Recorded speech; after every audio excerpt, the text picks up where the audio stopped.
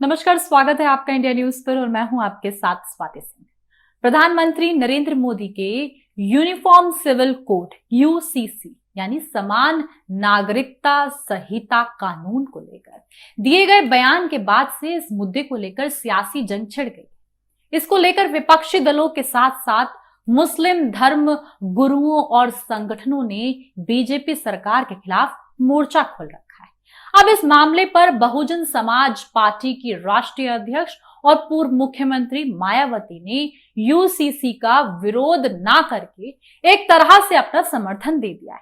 मायावती ने uniform civil code UCC कानून को लेकर कहा कि हमारी पार्टी बासपा यूसीसी लागू करने के खिलाफ नहीं है, लेकिन जिस तरह से बीजेपी सरकार देश में समान नागरिक संहिता लागू करने की कोशिश कर रही है, हम उसका समर्थन नहीं करते। यूसीसी को लेकर मायावती ने कहा कि यूसीसी लागू होने से देश मजबूत होगा और भारतीय एकजुट होंगे। इससे लोगों में भाईचारे की भावना भी विकसित होगी। यूसीसी को जबरदस्ती लागू करना तो ठीक नहीं है। इस मुद्दे का राजनीतिकरण करने से देश में भेदभाव पैदा होगा।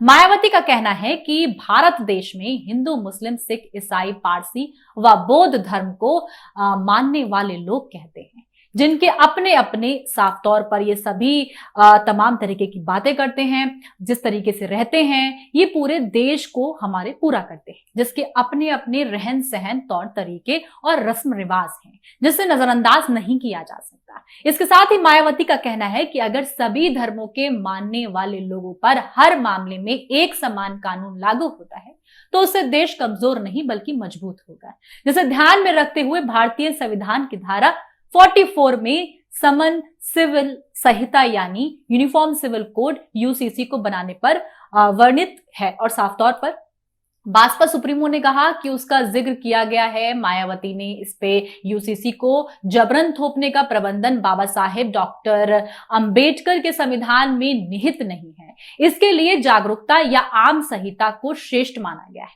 उन्होंने कहा कि इस पर अमल ना करके इसकी आड़ में संकीर्ण स्वार्थ की साफ तौर पर राजनीति करना देश के हित में नहीं है कि तमाम विपक्षी दल जो है जिस तरीके से इसका विरोध कर रहे हैं, कुछ विरोध कर रहे हैं, कुछ समर्थन भी कर रहे हैं और समर्थन करने वालों में अब मायावती भी शामिल हो गई है। जहां पर साफ तौर पर अभी तक मायावती के ऊपर ये इल्जाम लगते गए हैं कि वो इनडायरेक्टली जो है वो बीजेपी के साथ रहती हैं और इसमें यूसीसी के बाद जब उनका समर्थन मिला तो विपक्ष का साफ तौर पर ये जो है एंगल क्लियर हो गया कि मायावती अब उन लोगों में शामिल हो गई हैं जो यूसीसी का समर्थन कर रहे हैं, जो इस समय किया जा रहा है। मायावती ने कहा कि इन सब बातों को ध्यान में रखते हुए बीजेपी को देश में यूसीसी लागू करने के लिए कोई कदम उठाना चाहिए था। मायावती आगे बोलती हैं कि भारतीय संविधान की धारा 14 में यूसीसी को बनाने का जिक्र किया गया है। उन्होंने कहा कि सरकार यूसीसी को चर्चा का विषय बनाकर ध्यान भटकाने की राजनीति कर रही है और यूसीसी का उल्लेख पहले से ही संविधान में है।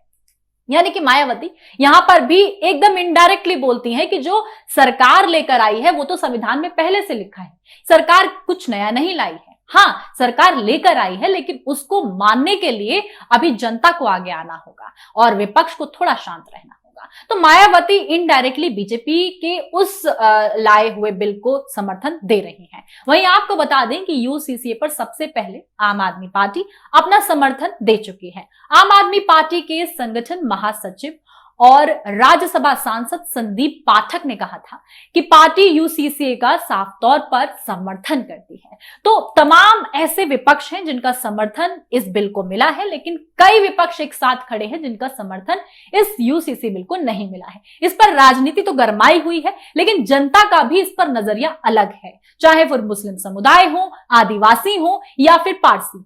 तमाम लोग इस पर अपनी अलग अलग राय रखते हैं। इस पर आपकी क्या राय है कमेंट बॉक्स में जरूर बताएं। अभी के लिए मेरे साथ बस इतना ही। देखते रहें इंडिया न्यूज। धन्यवाद।